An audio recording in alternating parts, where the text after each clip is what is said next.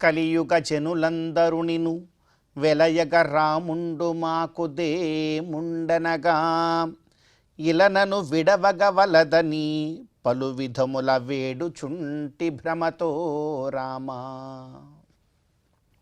అత్యంత పవిత్రమైనటువంటి ఈ చైత్రమాసంలో శుభోదయ వేళలో దేవదేవుడైనటువంటి శ్రీమన్నారాయణుణ్ణి, కలియుగ ప్రత్యక్ష దైవమైనటువంటి శ్రీ వెంకటేశ్వర స్వామి వారిని పరిపరి విధాలుగా శరణాగతి చేస్తూ ఉత్తమమైన ఈ చైత్రమాస శుభోదయ సమయాన్ని మనం చరితార్థం చేసుకుంటూ ఉన్నాం. ఈ చైత్రమాసంలో మనందరి యొక్క ప్రధానమైనటువంటి కర్తవ్యం గోవిందుడి యొక్క ఆరాధన. గోవిందుణ్ణి, శ్రీమన్నారాయణుణ్ణి ఎంతగా భక్తి ప్రపత్తులతో మనం ఆరాధన చేస్తామో అంత గొప్పదైనటువంటి మహాభాగ్య రూపమైనటువంటి ఫలాన్ని మరి మనమందరం కూడా పొందగలుగుతాం. భగవత్ కైంకర్యం గోవిందుడి యొక్క ఆరాధనం చాలా ప్రధానం మనకు. విశేషించి ఈ చైత్రమాసపు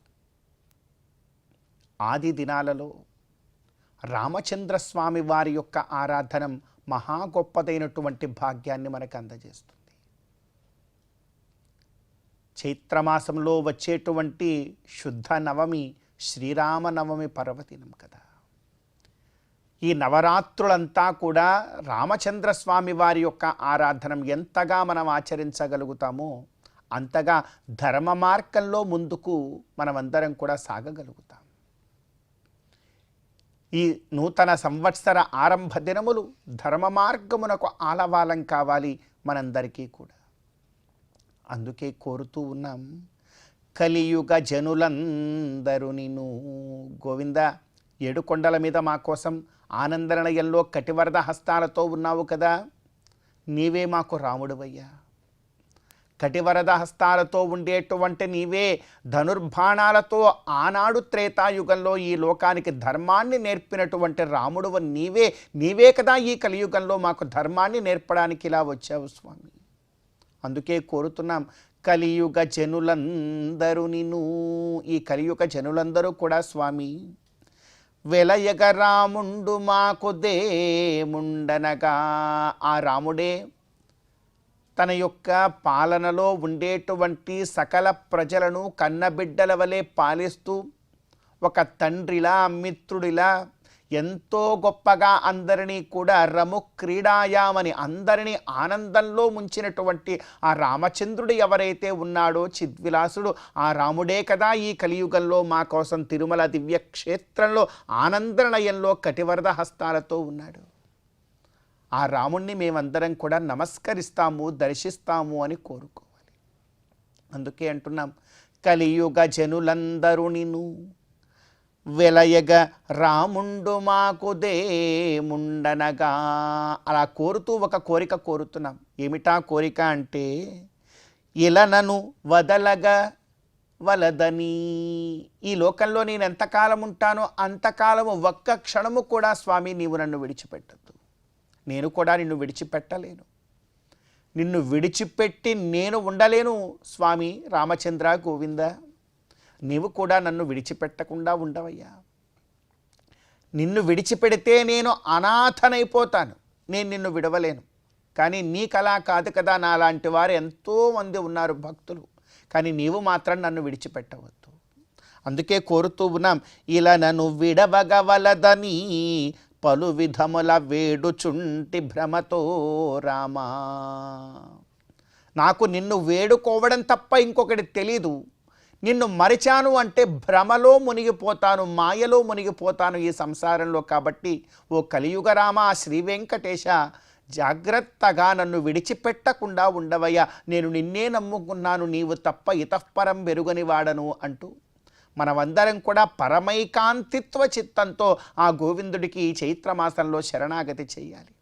అలా చేస్తూ ఆ రాముడు చూపినటువంటి ధర్మ మార్గంలో మనమందరం కూడా ముందుకు సాగే ప్రయత్నం చేస్తూ ఈనాటి తిథివార నక్షత్రాల్లో ఉండేటువంటి తత్వాన్ని కాస్త మన జీవితానికి అన్వయించుకునే ప్రయత్నం చేద్దాం. ఈ రోజున మార్చి 20వ తేదీ చైత్రమాస శుక్లపక్ష విధియ తిథి. ఈ రోజున విధియ తిథికి అధిదేవత ఎవరు అంటే కహ అంటే బ్రహ్మదేవుడు. ఈ రోజున నూతన పాఠారంభం చైత్రశుద్ధ విధియ. అదేవిధంగా సరస్వతి అమ్మవారి యొక్క ఆరాధన ఎంతో చక్కనైనటువంటి ఫలాలను మనందరికీ కూడా కలగజేస్తుంది. అదేవిధంగా ఈ రోజున నక్షత్రం రేవతీ నక్షత్రం. రేవతీ నక్షత్రమునకు అధిదేవత పూష అను నామధేయము కలిగినటువంటి సూర్యభగవానుడు. ఈ రోజున సూర్యభగవానుడి యొక్క ఆరాధనం ఆయురారోగ్యములను మనందరికీ కూడా కలగజేస్తుంది. అదేవిధంగా ఈ రోజున వారము శుక్రవారం. మహాలక్ష్మి అమ్మవారి యొక్క ఆరాధనం లక్ష్మీప్రదమవుతుంది మనందరికీ కూడా. కావున ఈ తిథివార నక్షత్రాలలో ఉండేటువంటి తత్వాన్ని మన జీవితానికి అన్వయించుకొని గోవిందుడి యొక్క అనుగ్రహంతో ఈ చైత్రమాస శుభోదయ సమయాన్ని మనం చరితార్థం చేసుకుందాం. శ్రీ మహాలక్ష్మియట సింగారాలకే మరుదు, కాముని తల్లియట చక్కదనాలకే మరుదు. శ్రీ మహాలక్ష్మియట సింగారాలకే మరుదు, కాముని తల్లియట చక్కదనాలకే మరుదు. సోమునితో బుట్టువట సొంపు కళలకే మరుదు. కోమలాంగి ఈ చూడి కుడుతనాంచారి, చూడరమ్మ సతులాల శోభాన పాడరమ్మ కూడున్నది, పతి చూడి కుడుతనాంచారి.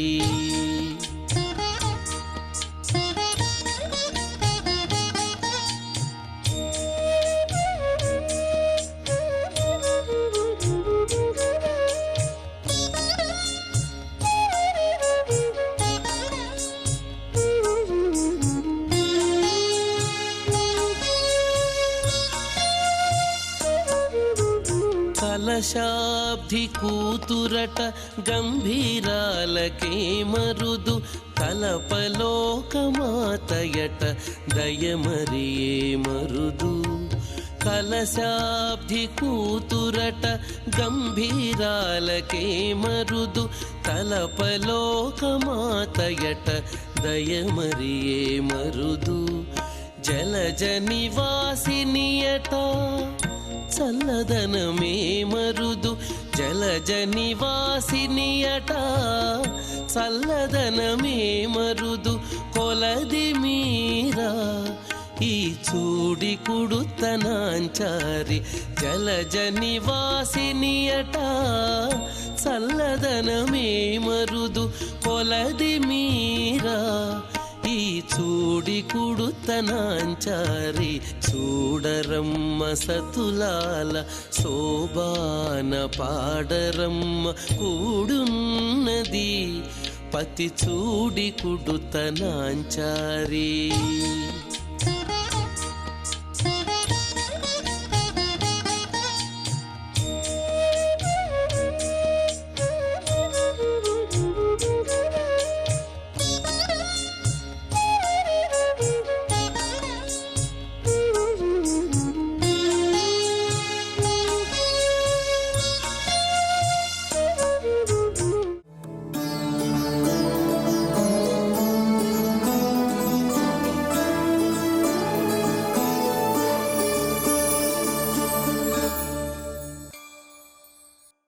అకించననిధిం సూతిమపవర్గత్రివర్గయోః అంజనాద్రీశ్వరదయాం అభిష్టౌమి నిరంజనాం.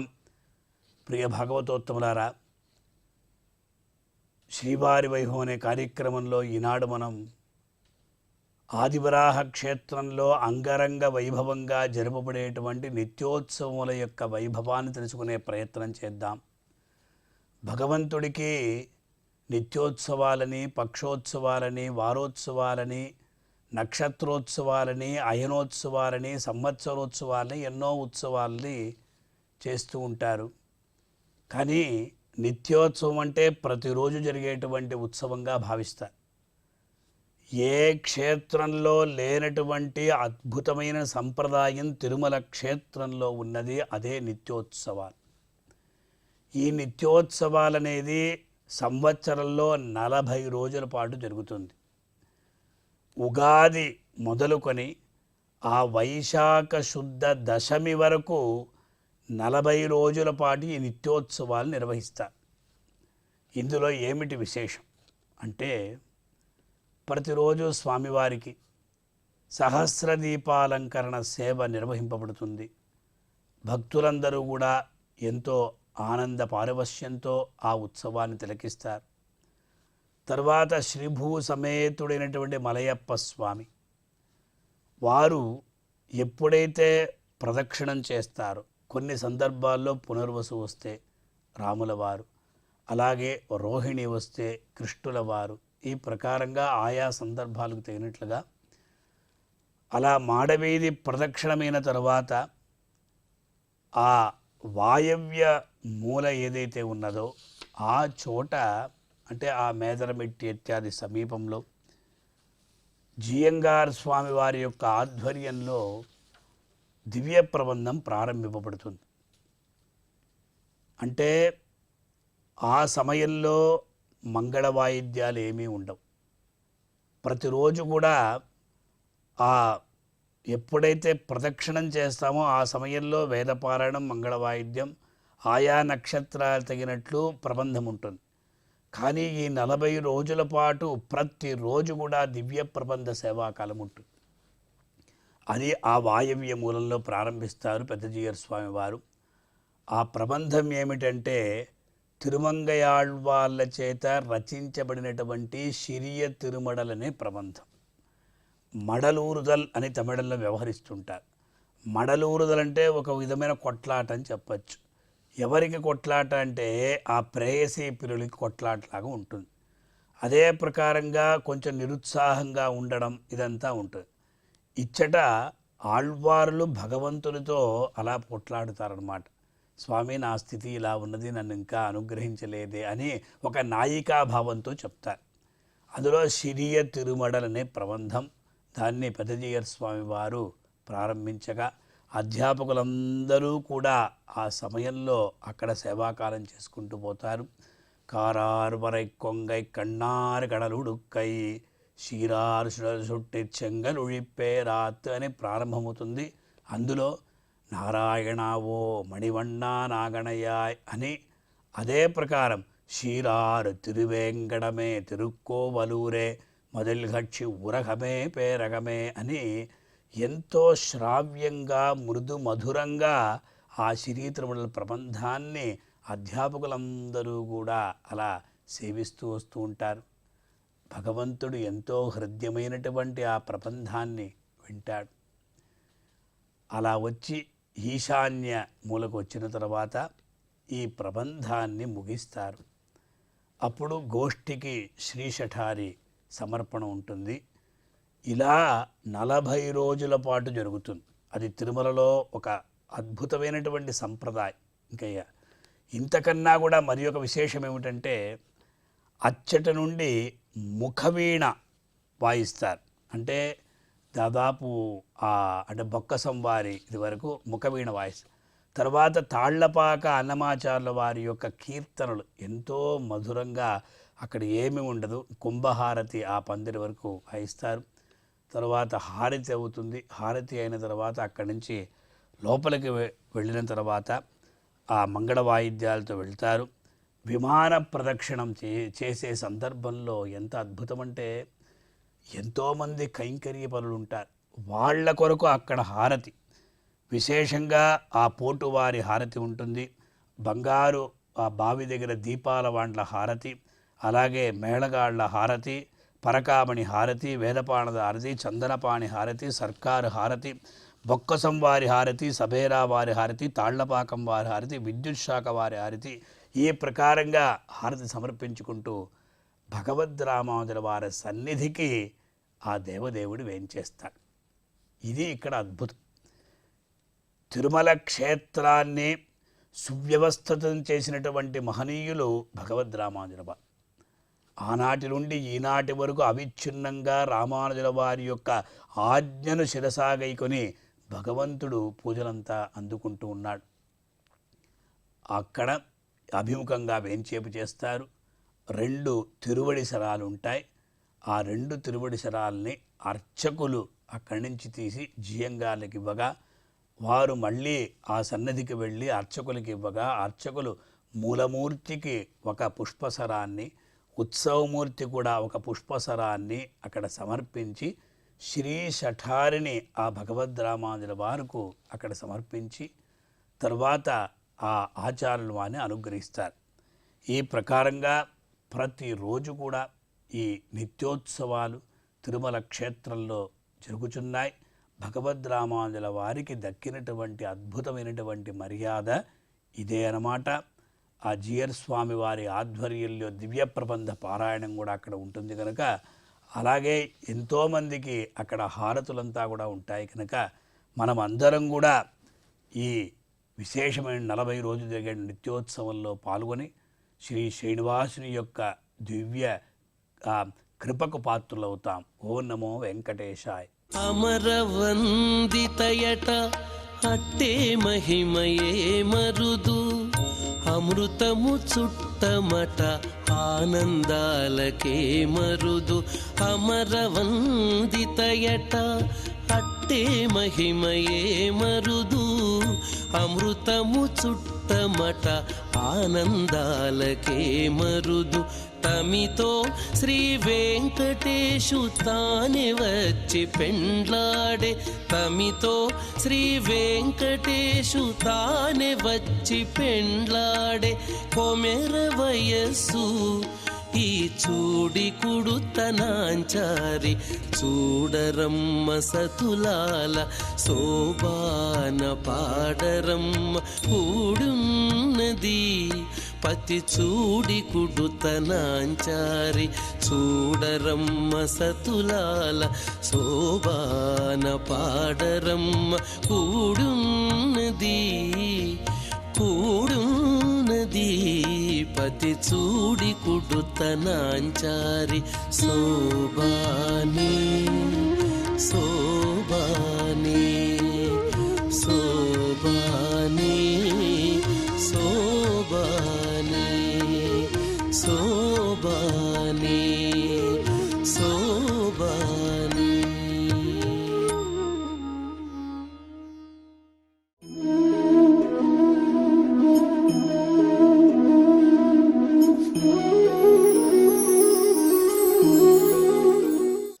ధీరాణం భూషణం విద్యా, మంత్రిణో రాజభూషణం, భూషణంచ పతి స్త్రీణాం, శీలం సర్వస్య భూషణం.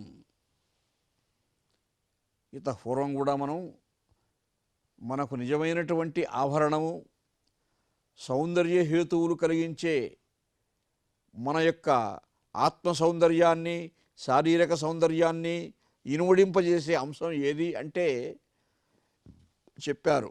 ధీరాణం భూషణం విద్య. ధీరుడైనటువంటి వారు అంటే పండితులైనటువంటి వారు, సత్యము ధర్మము తెలిసినటువంటి వారు, అటువంటి వారికి వారి విద్యయే వారికి భూషణం. కాళిదాసాది మహాకవులున్నారు, వ్యాసాది మహర్షులున్నారు, అష్టదిగ్గజ కవులున్నారు, కవిత్రయ కవులున్నారు. వారికంతా ఏమిటి? వారి యొక్క విద్వత్తే, వారి కవితా లక్షణమే, వారి పాండిత్య ప్రతిభా విశేషాలే వారి ఆభరణాలు. కాబట్టి ఆ సౌందర్యాన్ని వారి కావ్య రూపంలో కానీ గ్రంథ రూపంలో కానీ ఇప్పటికీ నిక్షిప్తం చేశారు. కాబట్టి మనం ఆస్వాదిస్తూ ఉన్నాం, చూస్తూ ఉన్నాం, ఆనందిస్తూ ఉన్నాం. అలాగే మంత్రిణో రాజభూషణం అన్నారు. మహారాజులైనటువంటి వారికి నిజమైన భూషణం ఏమిటి? వారు ధరించిన కిరీటాలు కాదు, భుజకీర్తులు కాదు, గండపెండేరాలు కాదు. వారికి మంచి మంత్రి ఉన్నాడు అనుకోండి, మంత్రాంగం నేర్పించే మంత్రి. కృష్ణదేవరాయల వారికి తిమ్మరుసు మంత్రి, మనోసిద్ధి మహారాజుకు తిక్కన్న మంత్రి.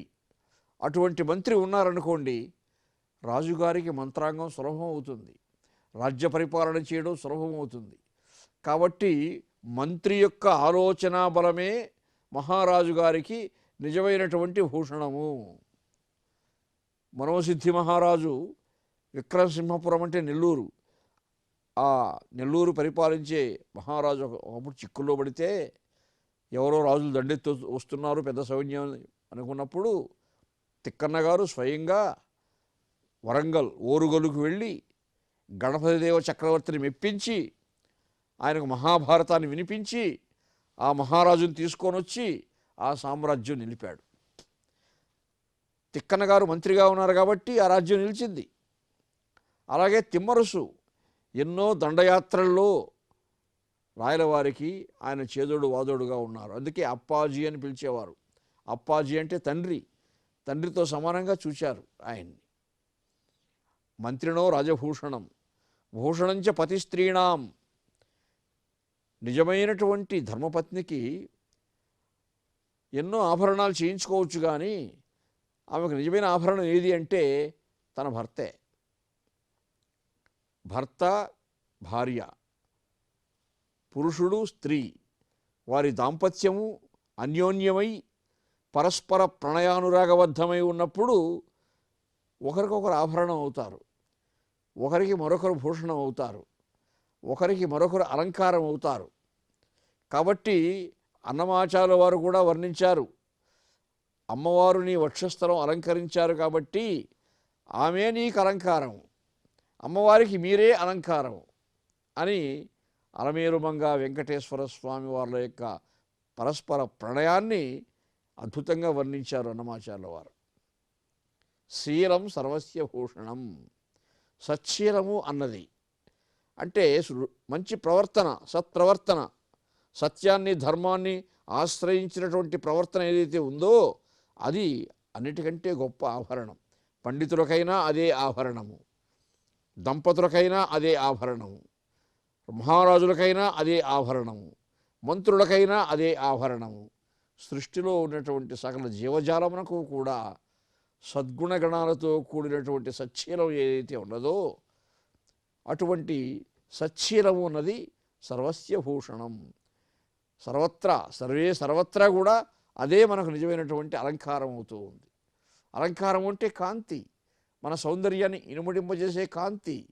ప్రకృతి యొక్క సౌందర్యము వసంత ఋతువులో శోభాయమానంగా ప్రకాశిస్తుంది. మనం ఆస్వాదిస్తున్నాం కదా, చూస్తున్నాం కదా, ఆనందిస్తున్నాం కదా. అలాగే ప్రకృతికి వసంతం ఎలాగో ఏ పురుషునికైనా స్త్రీకైనా కానీ సచ్చీలము, సత్ప్రవర్తన, రుజుప్రవర్తన, సత్యము ధర్మంతో కూడినటువంటి అనుష్ఠానశీలంతో కూడినటువంటి పవిత్ర జీవన విధానము అది చాలా ముఖ్యము. కాబట్టి ఆ సత్యాన్ని అందరూ గుర్తించాలి. శీలం సర్వస్య భూషణం అని. ఎవరికి ఏది అలంకారం అవుతుందో ఆయా సందర్భంలో చెప్తూ ఇక్కడ శీలం అనేది అందరికీ అలంకారమే, ఎవరికైనా అలంకారమే. కాబట్టి ఆ అలంకారాన్నే మనం కోరుకోవాలి అన్నది ఇంద్రుడి తాత్పర్యం.